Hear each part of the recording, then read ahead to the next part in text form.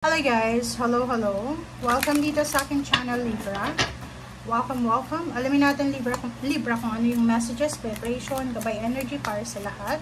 Tayo general reading, so pwede kang makaresonate. Gamitin mo yung intuition sa panonood. Okay, Libra. Okay, so it's bakit ganun yung message nyo? Pare-pareho kayo ng message. Okay, Libra. Panoorin mo yung fire sign na Leo. Panoorin mo din yung Capricorn. Panoorin mo din yung lahat ng air signs, Gemini, Libra, and Aquarius. Kasi pwede kayong makaresonate doon. Okay, so let yourself feel all your emotions. So, sinasabi sa'yo dito na this month of February, since it's a love month, i-feel mo na Valentine's month. Diba? I-feel mo na araw ng mga puso, buwan ng mga puso. So, yun lang yung nakikita ko sa'yo dito, Libra. If you're happy, be happy. If you're sad, be sad. Parang ganun lang yun. Lahat ng oras, lahat ng panahon, may mga, or lahat ng pangyayari, may panahon yan. May times of happiness, times of sadness. Hindi lahat ng oras malungkot, hindi lahat ng oras masaya. So, kailangan mong i-feel yung emotions na yan. Yung feelings na yan. Okay?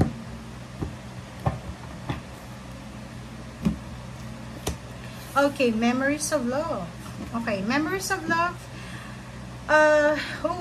Pwede mayroon dito mga Libra na posibleng merong mga Libra dito na nakaranas sila ng hardships, diba? Mga pain and heartaches, losses in terms of relationship. Maraming nasaktan, nabaliwala, na-scam sa relationship, parang ganun. Nakikita ko sure dito na maaalala mo yung mga yon sa buwan na to. Maaalala mo na maraming beses na pala akong na-heartbroken, parang ganun. So, yung iba naman sa inyo, this month of February, maaalala nyo yung mga mahal nyo sa buhay na parang yung mga kapamilya nyo na wala na dito sa mundo and sila ay namayapa na, parang ganun. Okay?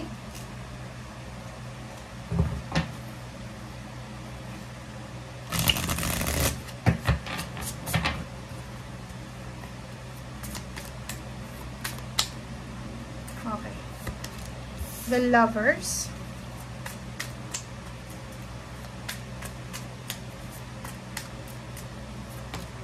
Okay, wow. So, in terms of relationship, nakikita ko sure dito na for the month of February, Libra, relationship sa intimate, relationship sa kung saan pa man, ay posibleng magiging positive. Okay? Magiging secured yung emotion mo, walang masyadong problema, maayos mo yung kung ano man ang dapat maayos. Okay? So, nakikita ko sure dito na may peace and harmony na posibleng mangyari sa buhay mo. Okay? So, kung makikita mo dito sa Four of Swords, may pagkakataon ka na makapag-relax, makapag-spend time alone, makapag-detox, or kung ano man na possible na pwede mong magawa sa buwan na to. Sa relationship, like for example, may mga issues kayo na kailangan i-settle, dito sinasabi na masisettle mo yan, okay? Maayos yan, huwag kang masyadong mag-alala, okay? Okay.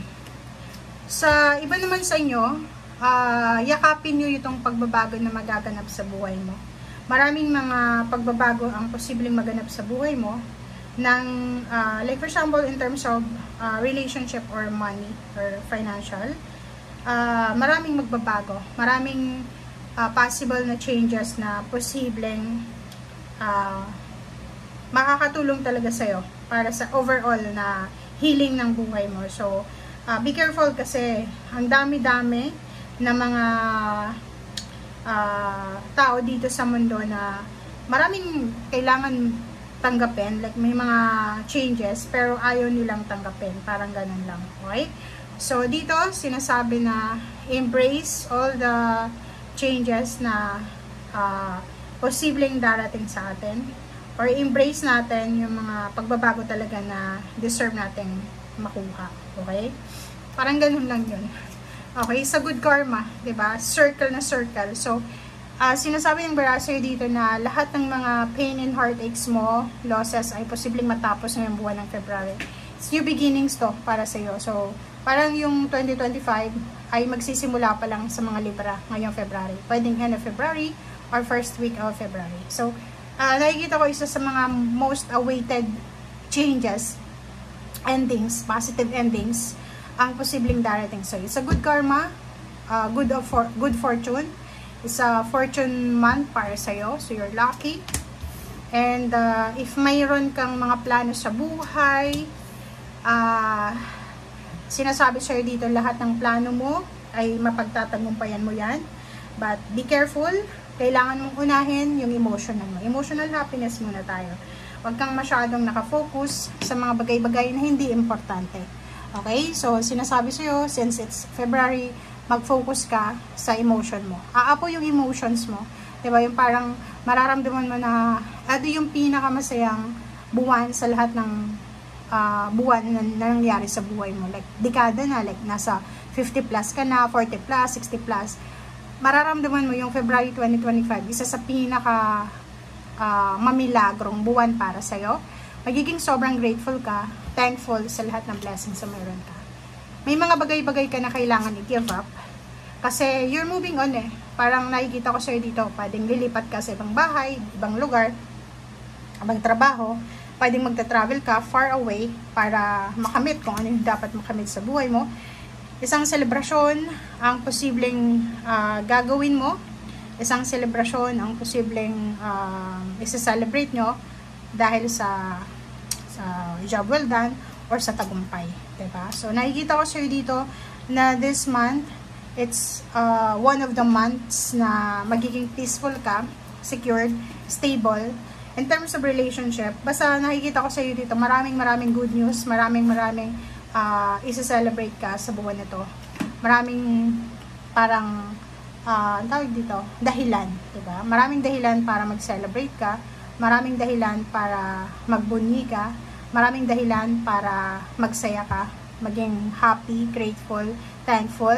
Maraming dahilan para magpasalamat. Okay? Kasi parang nakikita ko yung February 2025 sa'yo, lalo sa mga Libra na nasa 60 years old below, sobra yung ma-appreciate yung buwan na to eh. Kasi parang malamilagro yung buwan na to eh. Full of miracles yung buwan na to para sa'yo. Okay? Thank you for watching, Libra. Thank you. Bye!